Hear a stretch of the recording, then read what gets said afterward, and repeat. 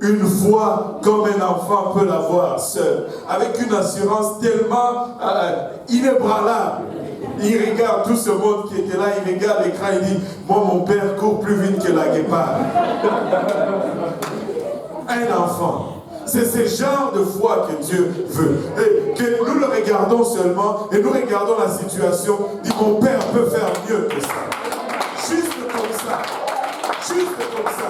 Juste ce genre de louange. Mon père peut faire cela.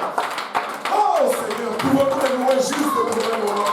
Juste parce que Dieu, peu importe ce que nous traversons, nous voulons avoir cette foi, alléluia, pour les enfants, par la bouche de ceux qui sont à la manette. Alléluia. Nous allons donner silence à l'ennemi. Nous allons donner silence au Père qui t'attend.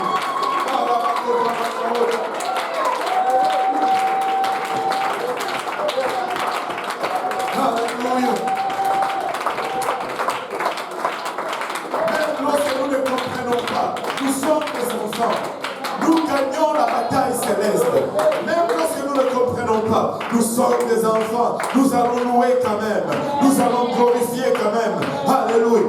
Oh, c'est pourquoi le royaume de Dieu, alléluia, appartient à ceux qui ressemblent aux enfants. Ils ne demandent pas pourquoi, ils savent juste que ça va arriver. Et ils vont louer. Je ne comprends rien, mais je crois ce... Oh là là,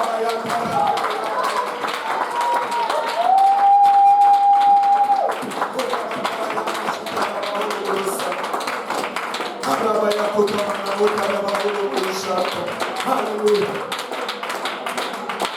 Alléluia. Ne me demandez pas pourquoi. Alléluia. Parce que je sais qui est mon Père. Alléluia. Oh la bayareta. Alléluia. Nous allons les louer même lorsque nous ne comprenons pas. Alléluia. Nous allons juste être des enfants. Nous allons juste être des enfants. Alléluia. Et nous allons avoir ce louange parfait. Alléluia. Le livre de Job apparaît comme juste une collection de longs discours de ses amis qui sont venus le voir, une conversation entre eux qui ne semble pas avoir, qui ne semble aller nulle part en fait. Mais il y a des leçons incroyables que nous pouvons apprendre de ces conversations pour les temps de souffrance. Est-ce qu'il y a certains d'entre vous qui souffrez ici?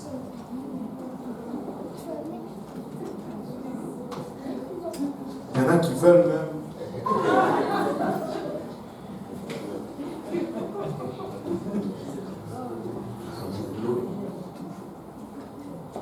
Et le terme, le consolateur de Job, ou le consolateur misérable, est vraiment devenu familier pour décrire les gens qui viennent vous apporter de l'aide.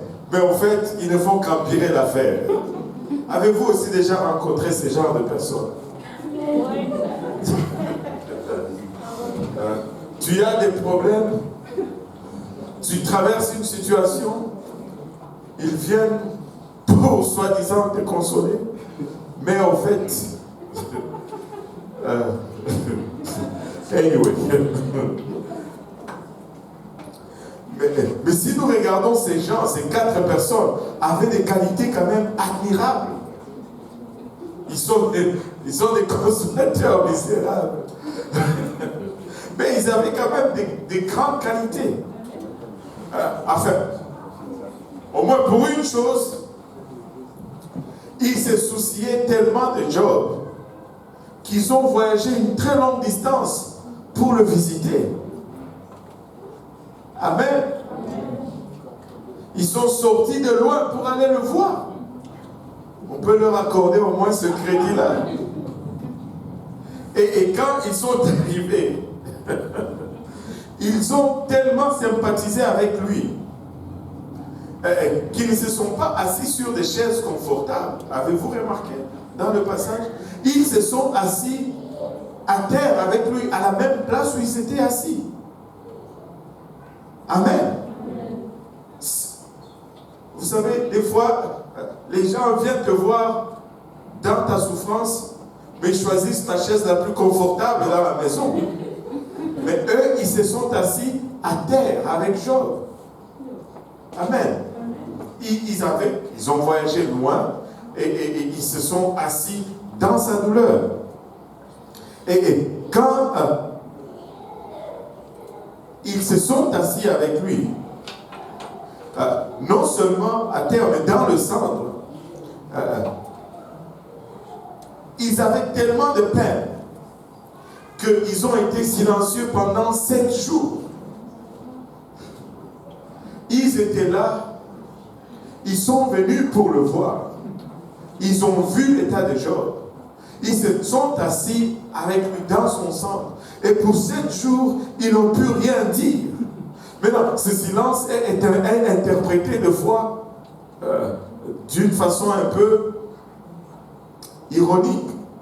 Des gens qui viennent pour te consoler et pendant 7 jours, il faut que te regarder. Ça crée un malaise, des fois. Mais parce qu'ils avaient tellement de douleurs pour ce qu'ils voyaient, ils se sont tus pendant 7 jours. Mais finalement ou éventuellement, ils ont commencé à parler. Et malheureusement, ils ont choisi d'être des procureurs plutôt que de témoins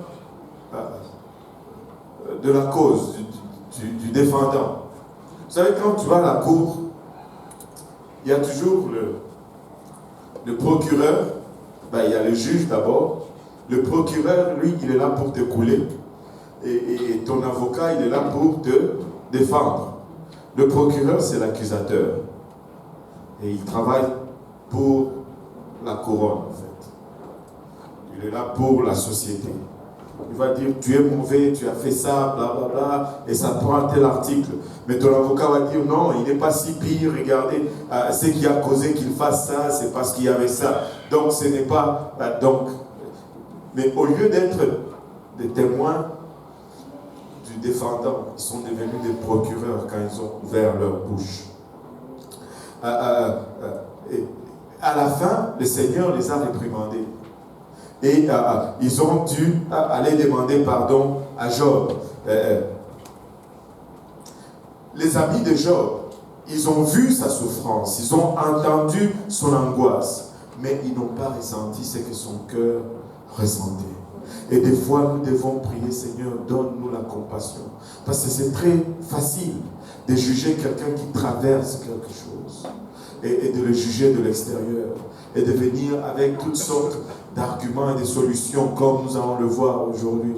Mais si nous pouvions juste commencer d'abord par compatir, par ressentir ce que la personne ressent, ça va nous aider à mieux les aider par la suite.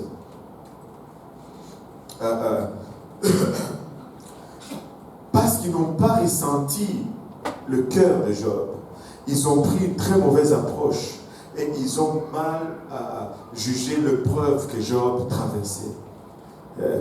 Ils ont essayé de donner une explication là où il n'y avait pas d'explication à donner. Écoutez, nous n'allons pas expliquer toutes choses. Il y a des choses qui sont tout simplement sans explication. Tu ne peux... Tu sais, des fois, c'est juste dire, je ne sais pas. Amen. Ils ont essayé d'expliquer là où il n'y avait pas d'explication à donner. Le premier, c'est Éliphaz. On va lire dans Job 4, 13 à 17.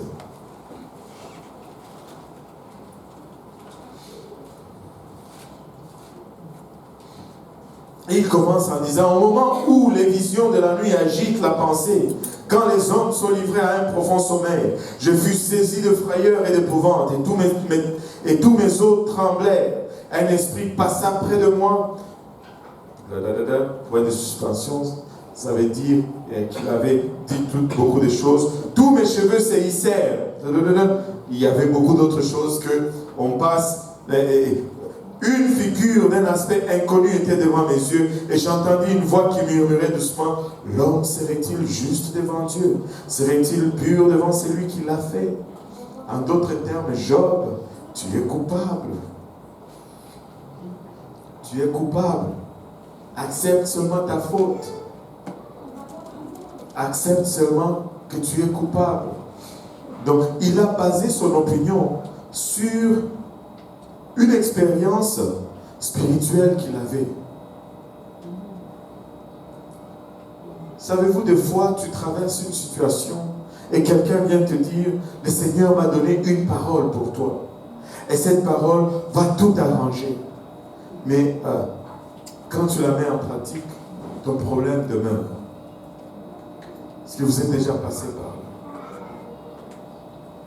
J'ai une parole de la part du Seigneur pour toi. On base des fois nos conseils sur une expérience spirituelle passée. Mais des fois, ce n'est pas là la réponse.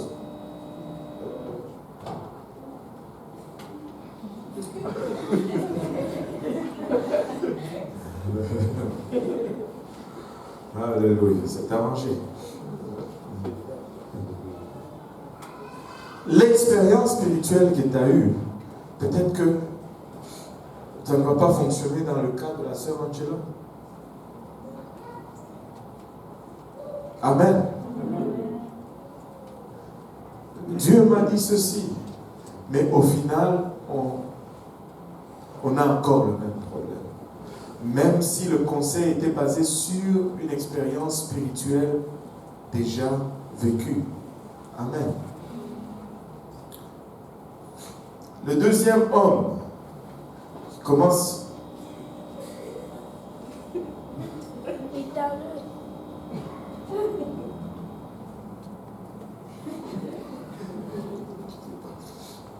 Job 8, versets 8 à 10.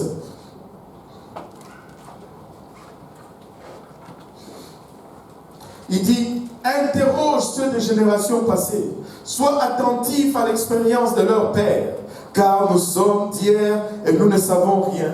Nos jours sur la terre ne sont qu'une ombre. Quelqu'un est-il déjà venu te dire, j'ai vu le soleil avant toi? Ils t'instruiront, ils te parleront, ils tireront de leur cœur ces sentences.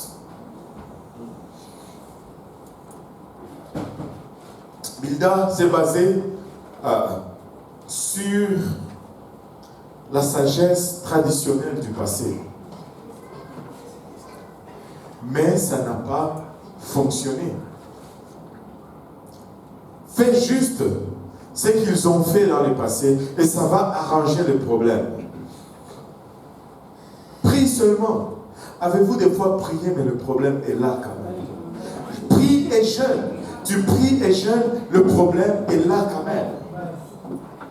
Mais lui, il avait prié, il avait jeûné, il avait le même problème et c'était parti. Ça, c'était l'expérience du passé. Mais tu essaies là, mais ça ne fonctionne pas quand même. Est-ce que cela veut dire que nous allons arrêter de prier et jeûner? Non, 1000 fois non. Nous devons prier et jeûner quand même.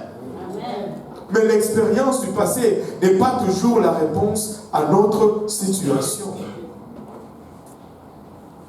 Est-ce que c'est bon prier et jeûner? Mais oui, c'est ce qu'il faut faire. Mais des fois, tu fais même cela, mais ça ne marche pas.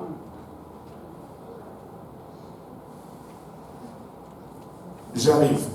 J'ai déjà prié et jeûné pour qu'on ne vienne pas me serrer au cou la nuit. Mais d'une quelconque façon, après un temps, il y en a toujours un qui va se glisser, après un moment, et il va me serrer le cou quand même.